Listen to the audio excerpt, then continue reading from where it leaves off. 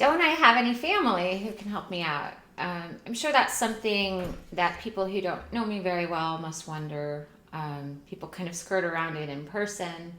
Um, and of course, it's embarrassing. That's why the orphan is always such a sympathetic figure, because if your own parents don't want to take care of you, what's wrong with you? I will say that I was not blessed with nurturing parents. Both of my parents are narcissists. Uh, it's it's more like thinking of them as children. I accept them at their capacity. Um, my father, we never clicked. My parents divorced when I was a baby, and when I was a child, he always referred to me as my mom's daughter. And I didn't understand that. I still don't. He's not exactly an introspective person or somebody who's ever wanted to acknowledge any foibles on his part, maybe. But now that I've understood the early sexual abuse that I experienced, I have a theory about some of his behaviors. Because basically, for as long as I can remember, my father really avoided me. We had court ordered visits with him, and he would do things like take my brother fishing and spend time with him. But he lived in a small town in northern Michigan. And when I would go there, he would find someone in town for me to stay with so that I wouldn't stay with him. And obviously, that's hurtful, a pretty palpable rejection, on top of him never remembering my age or my grade or knowing any of my interests or anything about me. And I mean, it's really more a reflection of his limited empathetic capacity. As I've mentioned, my brother and I did not have a phone until we were 8.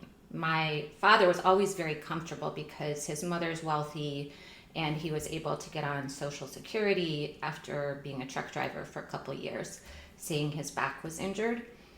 And so he still owns a lakeside home and has always been very comfortable, even when my brother and I were homeless. That is not something that I think ever perturbed him. It's never been something that we've discussed.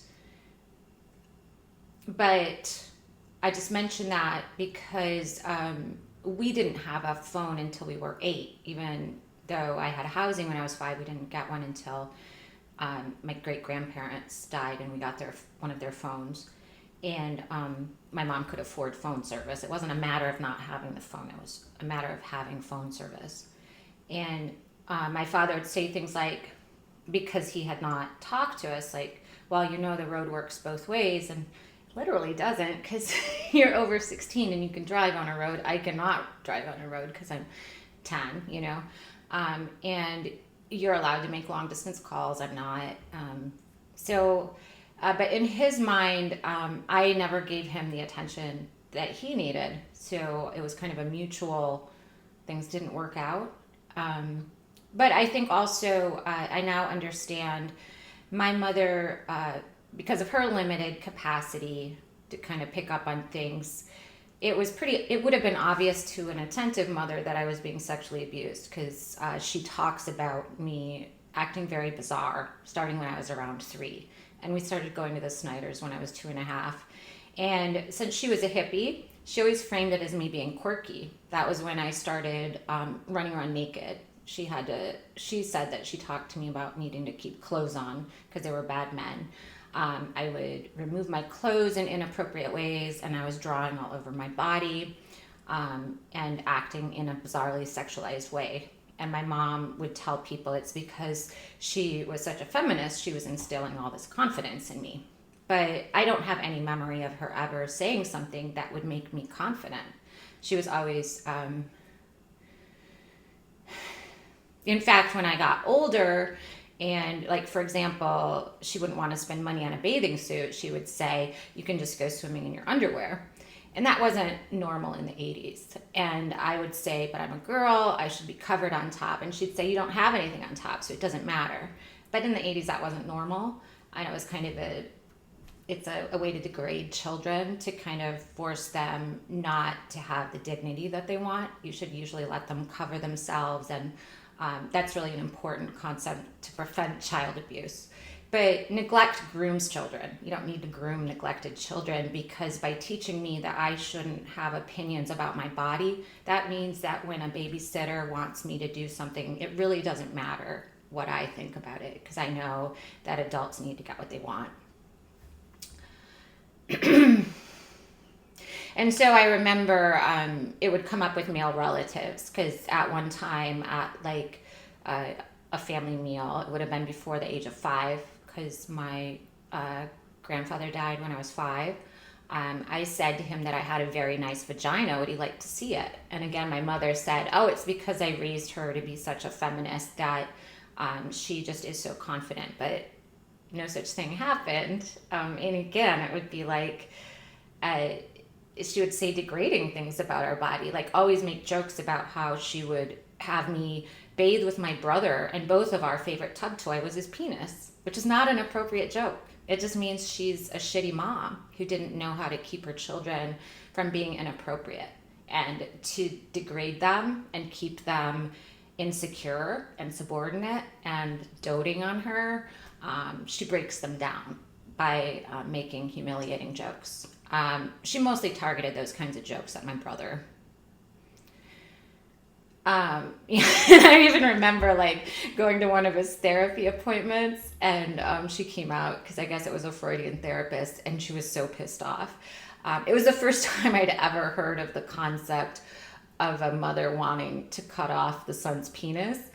And she was telling me how ridiculous it was, but I kind of thought it tracked.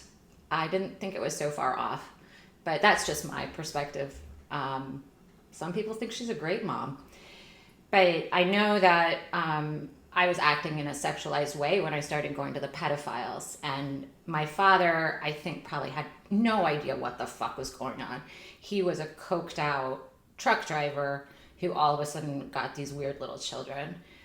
So I remember like trying to sit on his lap and having him push me off. And now that I know what was going on, I was probably behaving inappropriately.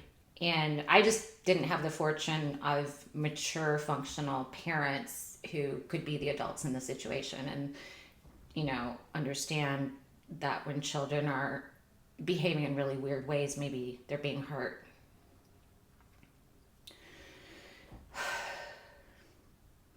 But that's water under the bridge. I was actually really close to my aunts and uncles growing up. Even my Uncle Chris, well, especially my Uncle Chris and my Aunt Dotsie, my dad's brother, because my dad was all the way in the UP, and then my other family, they would come to like soccer games and plays. And my Uncle Chris quietly got disbarred a few years back because he embezzled the trust of a disabled client. And my grandmother paid that off so he wouldn't go to prison. And he sold Kearney, which is this private lake over in this area. And he was supposed to pay my grandmother's trust, but he didn't. He just waited for her to die.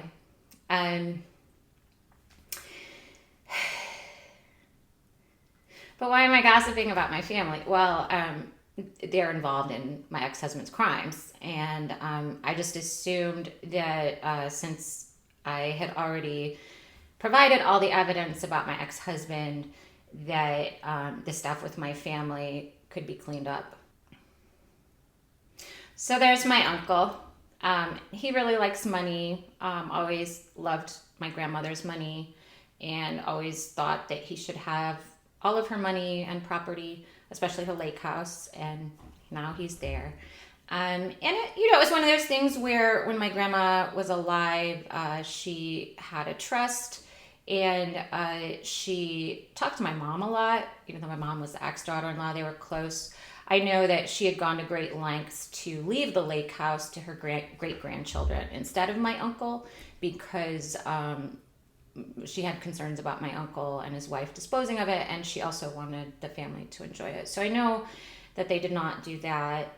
They also, my grandma had gone out of her way to show me her paper uh, committing her body to Michigan State for research. And she'd shown it to my mom because we had a joke about how she was hoping she'd get accepted to Michigan State. And because my grandpa went to Michigan State, and she went to U of M. She actually got her master's at Michigan State, but it was just a joke that she was hoping she'd get admitted.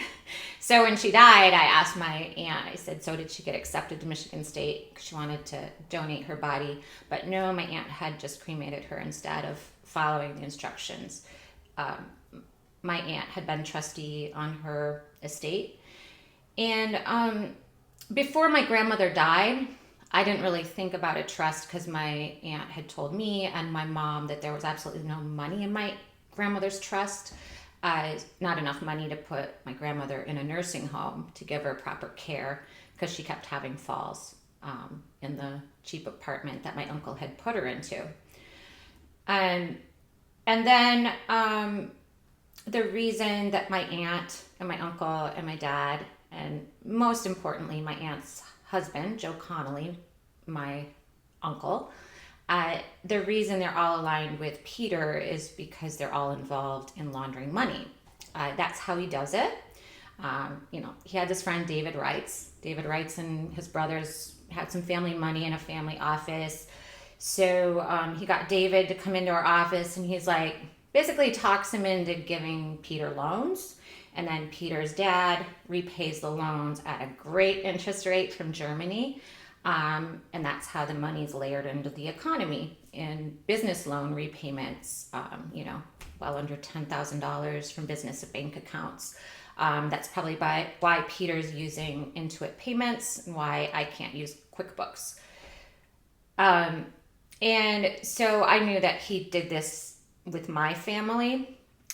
Basically, my aunt took cash from my grandmother's trust while she was alive and gave it to Joe Connolly, to Connolly's Academy. And Joe is a martial arts instructor.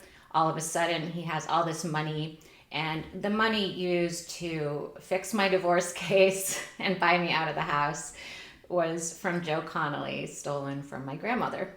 And Joe Connolly also started taking Peter to a bar called Myers Tavern. And I know Myers Tavern is where a mobster associated with Steve Klein hangs out, or somebody associated with mobsters and associated with Steve Klein. Somebody I know who hired Steve Klein, who I know would have hired a dirty lawyer, also goes to Myers Tavern. Joe Connolly, who has a martial arts studio, has lots of friends in Chicago law enforcement. He goes to Myers Tavern too, and I believe he's who introduced Peter to Steve Klein because Peter had this difficult wife getting in the way of Joe getting his money repaid back because I was trying to liquidate the business to get my loans forgiven because I was holding $500,000 in loans before Peter suckered my family into this situation. So Joe and Ann took Peter's side because they were worried about getting their money back. I have a feeling they probably got fucked. Peter's probably not paying them back because he's like, sorry, Megan reported you to the IRS. I can't be giving you money. But because I know they stopped talking, so I'm guessing that's what happened. But so Joe Connolly is who helped Peter know the people to bribe judges to destroy my life. My own uncle. They're lovely people. And they all just got paid from my grandma's estate because wouldn't you know, it turns out there was property in the estate. And I know specific things were meant to be left to me that were taken and not given to me. I was supposed to get a pair of diamond earrings. I don't know if they were given to Peter or just pawned.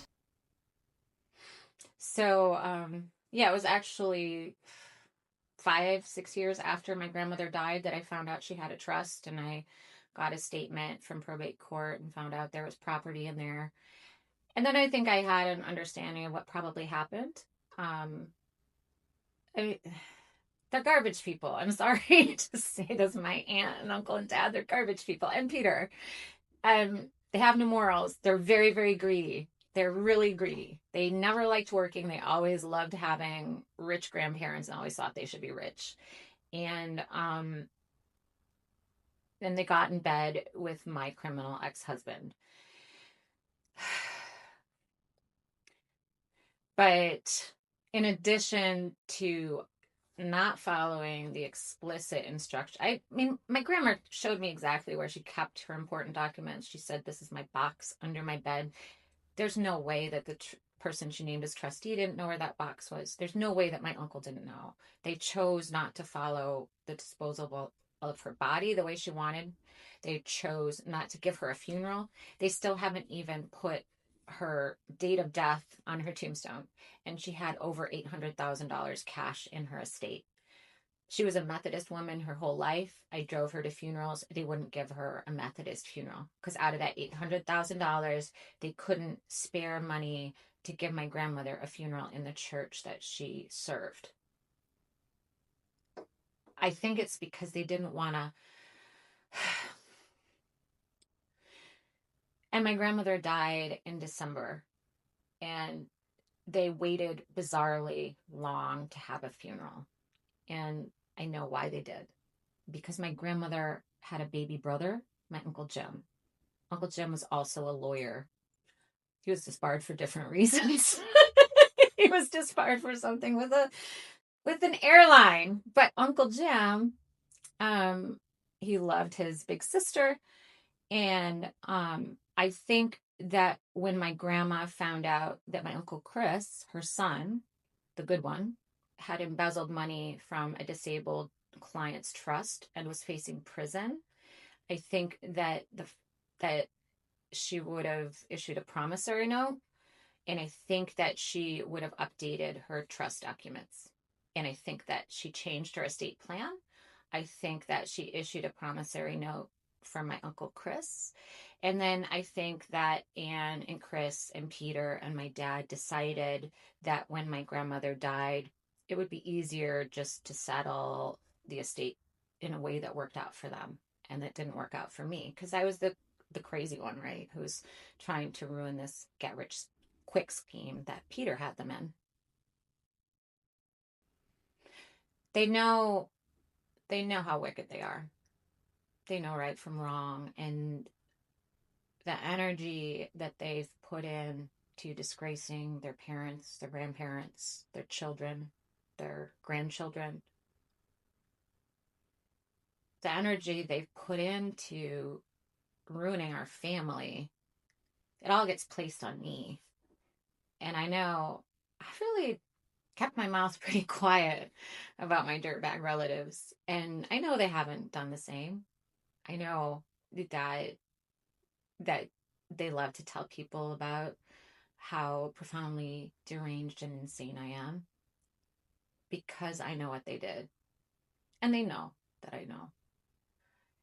Um, I used to, and they all love guns too. My Uncle Chris is a big Ted Nugent fan. When my brother turned 15 or 16, he had to get him an AR-15. Everyone had to have as many guns they could get their hands on before they were illegal. Even if you were liberal, he wanted you to have a gun. Unless you're a woman, then you had to ask for one. Anne likes guns, and Joe really likes guns. So I honestly, when I first saw U.S. Marshals around, I thought maybe they were there to make sure my family didn't kill me. That is paranoid. But yeah, I have not um the family members I had that were more caring and strong and emotionally healed, unfortunately, are no longer alive. But of course, I have like relatives that are not involved, the other generations. But I'm not gonna talk to my cousins when I have beef with their parents because that's not fair to them. I don't have any beef with my cousins. I love them. And my brother likes to think that my mom is a loving person, and if he can manage to do that, then I don't want to disabuse him of that belief. If I could red pill myself, I'd do it in a heartbeat. So then um I kind of realized my family, how enmeshed they were with Peter's crimes. When basically, there's this, my family was always fighting over land. My dad had inherited the property that I had been living on. My dad inherited it. My grandpa and my mom and dad built a dam, built a pond, planted trees. People would just hang out there and party like in the 70s and 80s. And then when my parents divorced, they would kind of fight over it. And then when my dad was into cocaine and speed, he sold the property. And then my grandma, in her typical codependent fashion, she secretly bought the land. But then there was still conflict. And then my grandmother decided that she was going to let my mom buy the land on a land contract with the understanding that the land would be left to my brother and me. And my brother was kind of resentful because he's like, since when does someone have to buy their children's inheritance? So it was kind of that way. And then I just assumed when my grandmother died that the property would go to her, my mother, and then it would go to us. I never saw any documents. But the deed was transferred to my brother and me. And at first, I was really eager to sign a quick claim transferring it to my mother because I thought that Peter would take the property. And so I thought it would be better to have it in my mother's name because um, I, I didn't know how vile my mother is. Um, so that was the plan. And then when I came back north from Asheville, I didn't have money to go anywhere, and I was trying to get a job.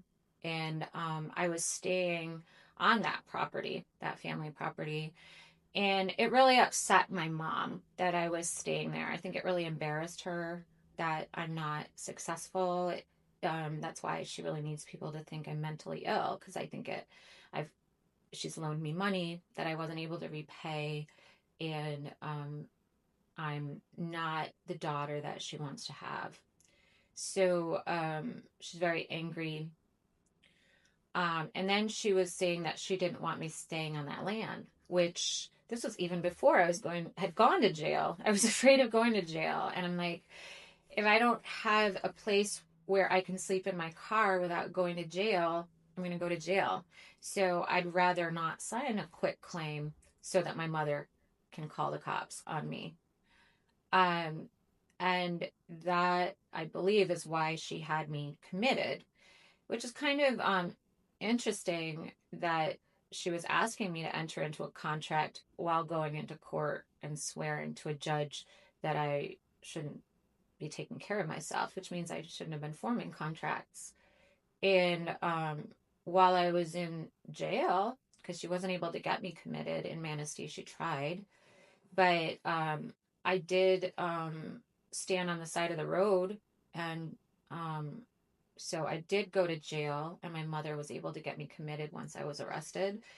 And she, even while I was waiting to be committed, she was trying to get me to sign a quit claim, which is strange because if I was too incompetent to enter a plea, how could I be competent enough to sign away property? Um, but then, yeah, she paid me off because, you know, I wanted to eat. So I'm not saying, I'm not saying anything I signed reflected the way things should be. It's just the way things are. So, I don't have a place and I don't have a family anymore. I don't know if I'm still a mother because, it's like if a tree falls in the woods, does it make a sound? Um, if a mother loves children who hate her, is she still a mother? I do not know. I've used the term Rosemary's Baby a lot to describe the sickening, overwhelming feeling you get when you find there's a conspiracy, and it just seems ridiculous. Like, how could all the neighbors in the Dakota be in on it? Like, it's just, it's confounding and embarrassing because people don't believe you. And so the last thing I wanted was to find a conspiracy involving my family. But in 2022, when I found out my grandma did have a trust and I hadn't been able to see it, I found out the name of the estate attorney and I called his office, and his secretary said that I had signed a document saying I had seen a trust. I told her I had not, and I demanded proof. I talked to the estate attorney. I said I wanted to see a copy of the trust, and he said that his secretary told him I'd signed something, and he said he got really angry and said I was saying his secretary was lying, which is ridiculous. Like, you're allowed to dispute documents with attorneys if you haven't signed something. You're allowed to attest I did not sign that to an officer of the court, but I pretend that anybody has any credibility anymore.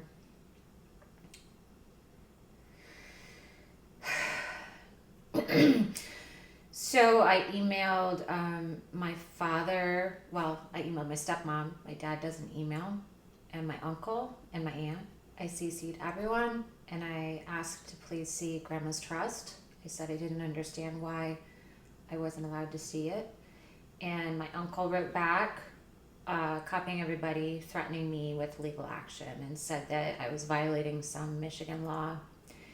And I wrote back that I didn't really intend to take character advice and reprimands from a man who was disbarred for stealing from disabled people. I've had no more communication from my dad or my aunt or my uncle since then. And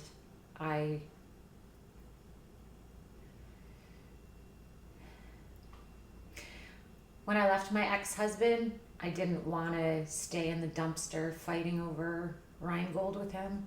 I just wanted to get out with what was owed me for the house and try to build a new life. And I certainly didn't want to get in the dumpster with my family. I still don't. But in addition to stealing from me, in addition to refusing to honor their mother with a funeral or even a date on her tombstone, in addition to helping my children lose their mother, my garbage relatives have to diminish me. That's how it is when you've conspired against somebody in such a foul way. They have to be bad. Otherwise, it's pretty obvious how evil what you've done is.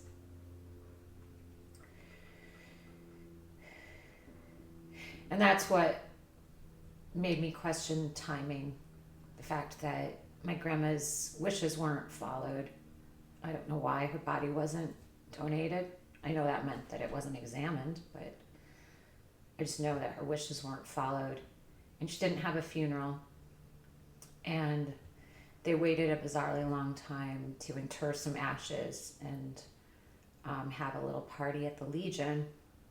And after I found out that there appeared to be estate fraud, I realized why they did that.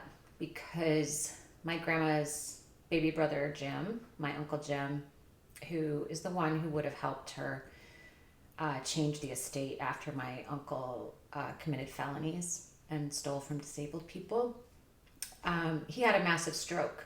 So unfortunately, because we waited until August, he wasn't able to attend the funeral or the reading of the will. And of course, I hadn't been at the reading of the will because my father had been screaming at my children, so I left. But since I knew there was nothing in my grandma's estate, it didn't matter. It only raised questions 6 years later when I found out there was something in her estate. So I've talked a lot about my Woke Evanston Church. I started going there in 2014, mostly to build community for my children. But the way I found the church is also part of the reason that they aren't there for me anymore.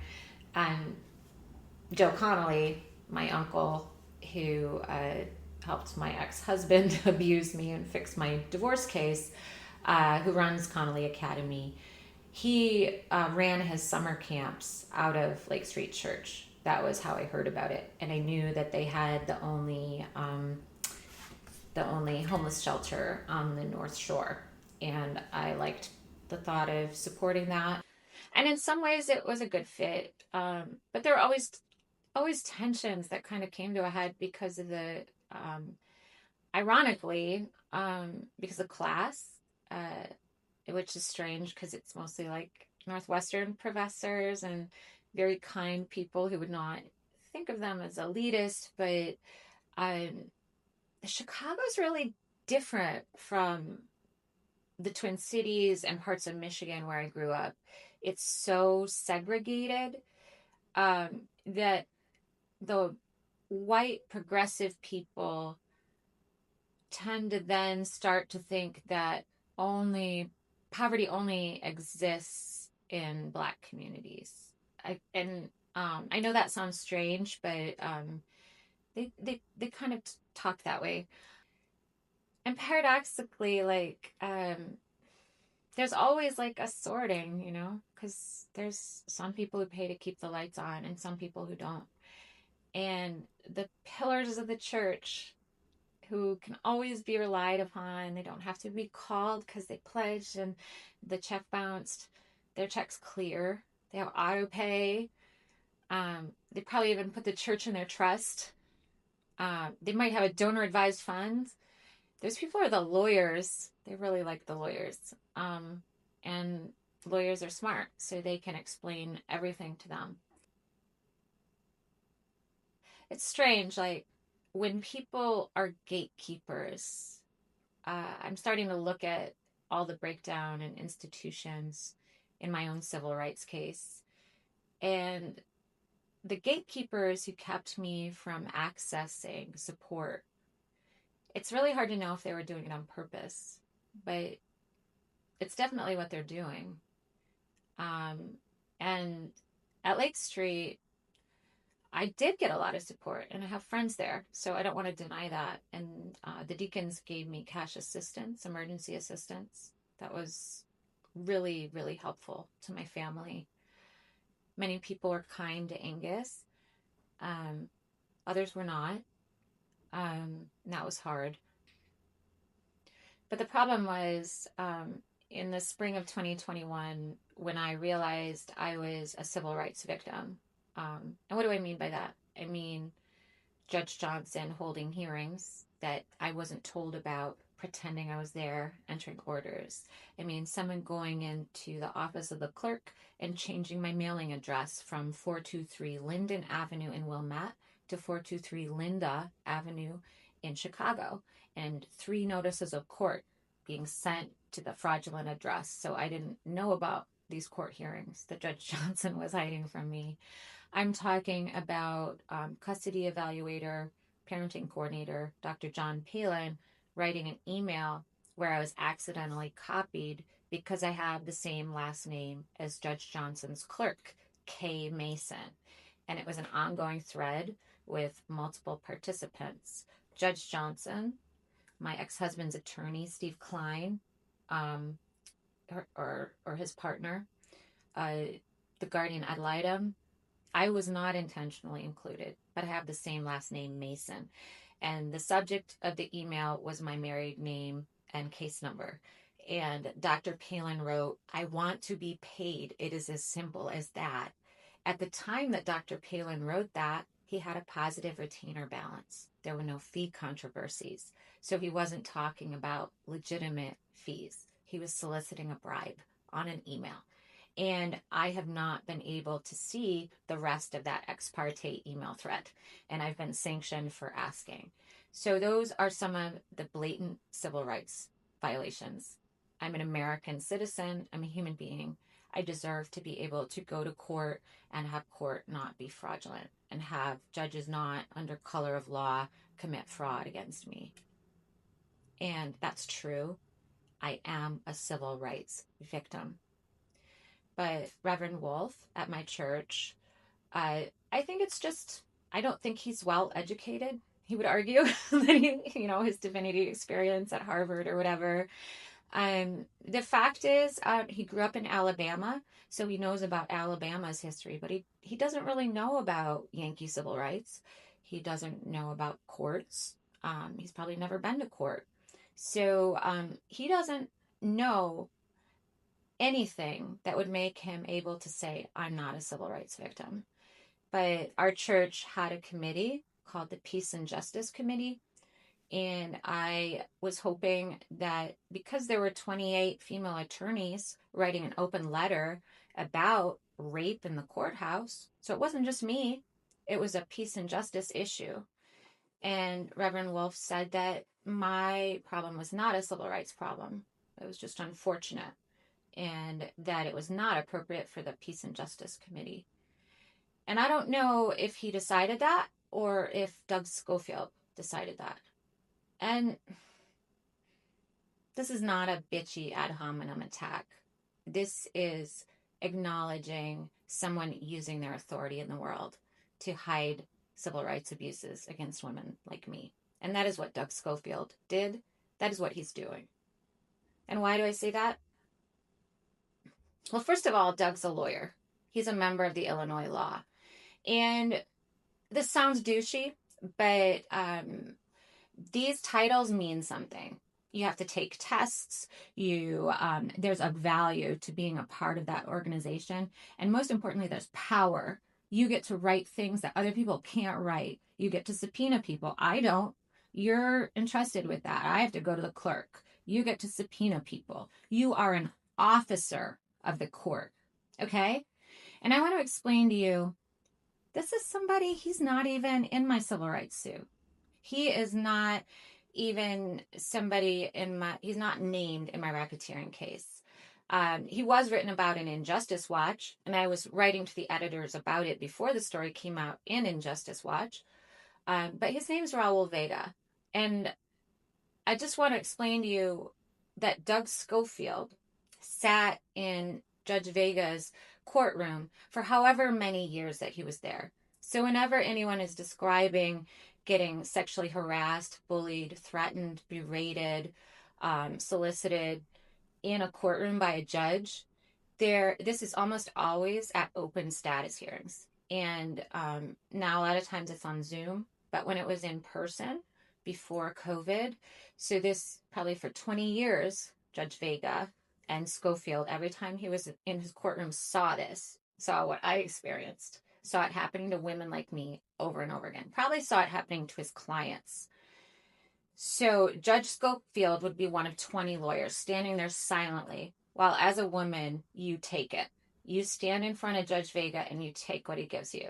So first of all, Schofield, like my lawyers, would tell, before Judge Vega, you have to make sure you wear a skirt and show cleavage, because he likes to see women's bodies. And sometimes if female lawyers aren't wearing dresses, he'll kick them out of his courtroom and he'll yell at them. He will also flirt from the bench. He will wink at you. For me, he winked at me. One time we were waiting for other people and he asked me if I liked shopping. He's a weird, creepy old man.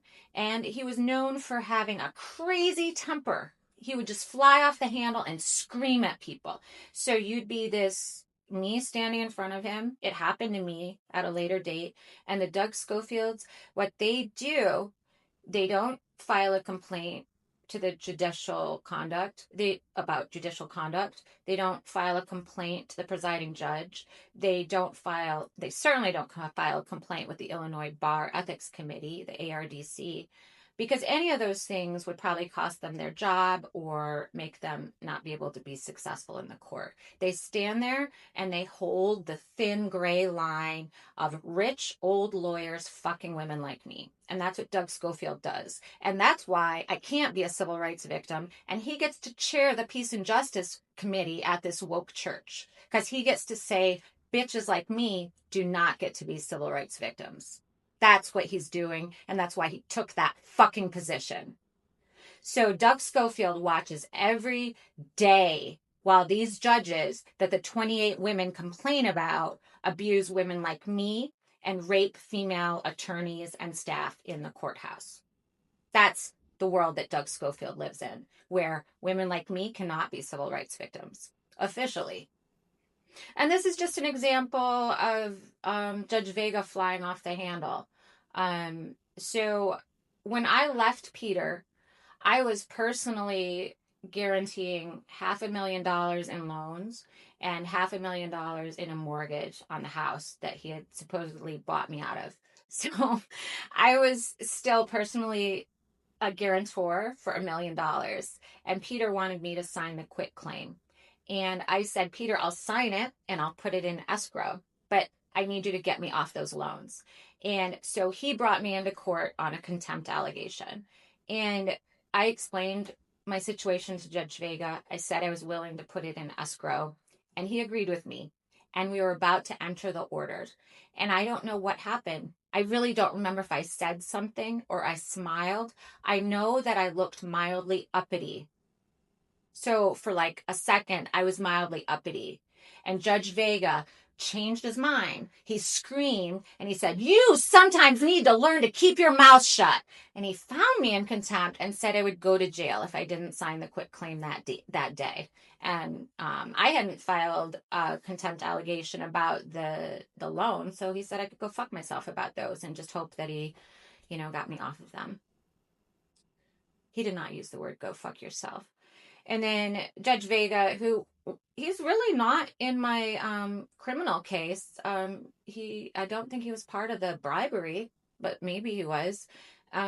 So he was so bad and so disgusting that his fellow Cuban American judge, presiding judge Grace Dickler, who was head of the domestic relations division, she's like, I got to get this judge away from female litigants and female staff. So she took him off the bench and she promoted him and she made him the presiding judge of the domestic violence division.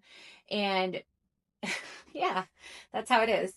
And so Judge Vega got to be with even more sensitive women with his special character. But it barely lasted, because what happens is for 20 years, you can scream at women, you can comment on their bodies, you can wink at them, you can ask them if they want to go shopping, you can do whatever the fuck you want because you're a judge. You can do whatever you want. And those lawyers are going to sit there so that those women know they have to fucking take it. And they better not even say they're a civil rights victim. Never mind hope to get a favorable ruling. Don't even try to say that you get to be a civil rights victim, bitch. So they stay there, so you take it. And then he gets promoted. But one time, one phone call, he called another judge, and on the phone call, one time with a judge, he said something inappropriate. So that meant it really happened, and he lost his job immediately. And poor guy only has a $300,000 pension.